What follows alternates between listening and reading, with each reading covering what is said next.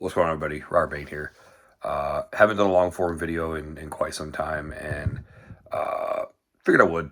I didn't want to do a ton of these, at least not regularly for a while. I like just posting my training content, whether it's older stuff. I actually was looking deep into the archives and found some stuff pre beard, which I don't know if I'll ever post that or not, but I think the closest I'll get is post that old 2020 footage. But might post some old stuff from the rehab phase of that year after I blew my arm apart. But uh, I look around at powerlifting, and the only reason for this longer form video is because I see things, I observe things, and I look at it through the lens of somebody in their early 40s, and this may be a bit of my grumpy old man get off my lawn type thing, but ultimately, like, the sport, this hobby, it's not even a sport, it's a hobby. Like, bowling's a sport and it's a hobby for the vast majority of people. The only difference is, like, you don't got $1 million prizes in powerlifting. Hate to break it to everybody, but you may make money powerlifting adjacent. There is nobody, unless you're funded by your state government. There's only a handful of those people that actually make a living powerlifting. Other strength sports, there's an opportunity there. Strongman, maybe weightlifting, Olympic style lifting, bodybuilding, there's money there. But for the most part, powerlifting, you do it wrong. There's some good paydays out there. You might make 10 grand for a meet. And that's great. Nothing to shake a stick at. But, this is a hobby. And for me, the reason why I enjoy it is because it enhances my life. It enhances my life through having discipline, going to the gym, through the relationships that I've developed and people I've met and places I've been and the events I get to go to. And so, like, that's just fun. Would I prefer not the drama of people who take it a little more seriously than they should? Sure. Can't say I haven't been one of those people at one point in my life, even recently. So, I get it. You put a lot of time, a lot of effort. You want that to be recognized. You want people to see what you're doing for what it's worth.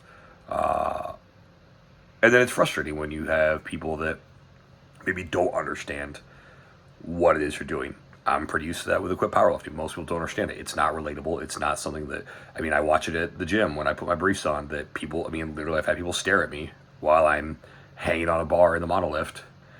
And if you don't understand these things that I'm saying, that's fine. It's not bad. It's not bad that people are staring at me. I don't care. It's always interesting to me that people will connect and make assumptions about stuff. For instance, equipped squats are always high. They are. Everybody that does equipped lifts is on drugs. We are. Or things like that. And or that somehow the equipment does all the work. That's always one of my favorite ones. It's all very cliche, silly stuff. It's like all the people say, "Oh, don't curl the squat rack." I don't fucking care. Curl the squat rack. Do what you want to do. But additionally, don't ever let that stuff, like, deter you from enjoying your health, strength, fitness. It is a journey. It really, really is. I started doing this stuff. If you've watched some of the other videos, I started picking up weights when I was 18 years old. I'm now going to be 44 in a couple months. So I don't think I've gone more than 2 weeks without being inside a gym since I was 18 years old. And if you really get down to it, when it comes to just, training, that kind of, like, I have not been training for something since I was 5. So 40 years of my life, basically, over 4 decades, over the course of 4 decades, I've been training for things, whether it was soccer, whether it was track, whether it was rugby, powerlifting, whatever. And there's merit, and it's awesome, and it's great. And I love it. And, do I wish that things were a little simpler? Yeah, like, I wish there wasn't 87,000 federations here in the United States, because people get pissy because they don't like one rule or a person. So, like, I have this great idea. I'm going to start a new federation like everybody else has and go do my own thing. I do get asked a lot, though, how do we make powerlifting mainstream? You don't. Because, like, again, you get into the, I wouldn't want to look like that. You have the concerns of insurance. You've got the issues with judging standardization and how it's perceived. Is it possible? Sure. I mean, if you look at it, like if you invest enough money, enough technology into something, you'll get it to a high enough standard that people take it seriously. Great example. I was watching some videos of guys doing long jump. Long jump is pretty simple. You run up, you hit the board, you take off, you hit the sand, whoever jumped farthest. And to, I mean, almost to literally the sand grain level, they have technology that's going to determine who is the winner. And that's awesome. What does that come from? That's come from millions and millions of dollars being invested into those types of things. And there is interest at such a high level. And at some point, someone will figure out this business model. I would love to be the person. I have no interest in trying to figure that out while I'm competing.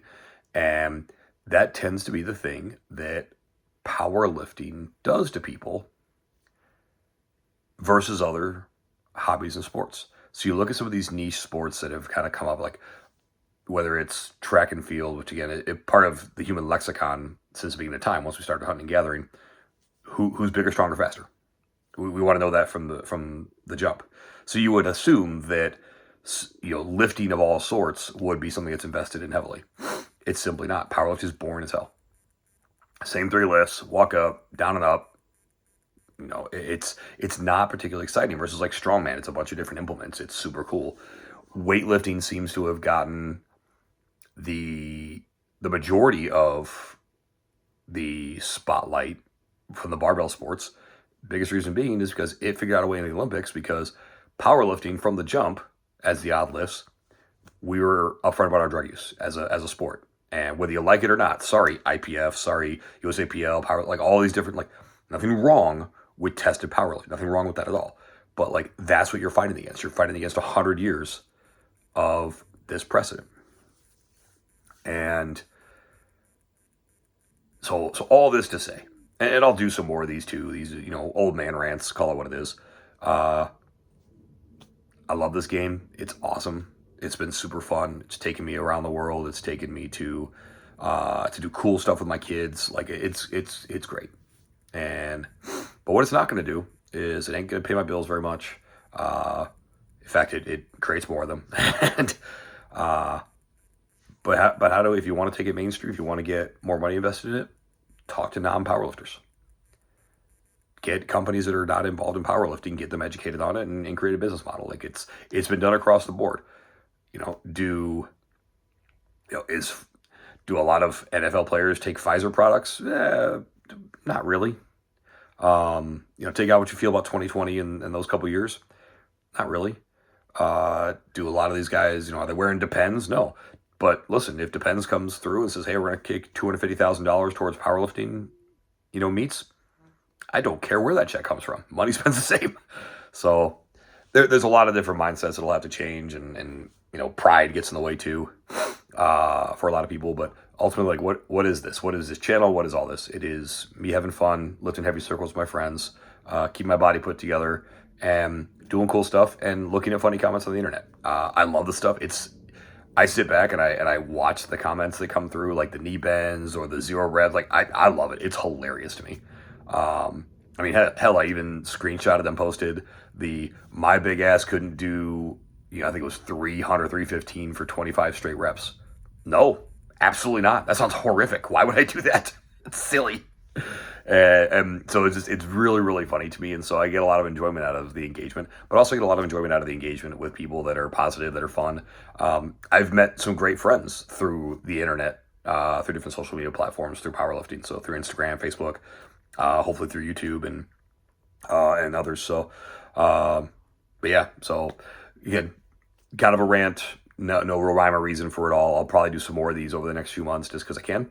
But also keep your eyes out, because we are a little over 4 weeks out from Holy Wars 3 in Worcester, Mass. If you're around that area, feel free to check it out.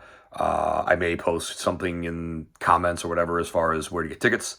It's going to be an awesome meet, a lot of big lifts. Probably see 2, 3, 4 of us going for a 1,300 pound plus squat. Probably see some 800, 900 pound benches. Anything from 750 to 900 pound pulls. On the ladies' side, you'll see 3, 4 ladies going for 700, 800 pound squats. It's going to be amazing. It's going to be awesome. So, but like I said, we'll keep posting every day, posting training stuff, whether it be throwbacks or new stuff. And I appreciate the support. Love you guys.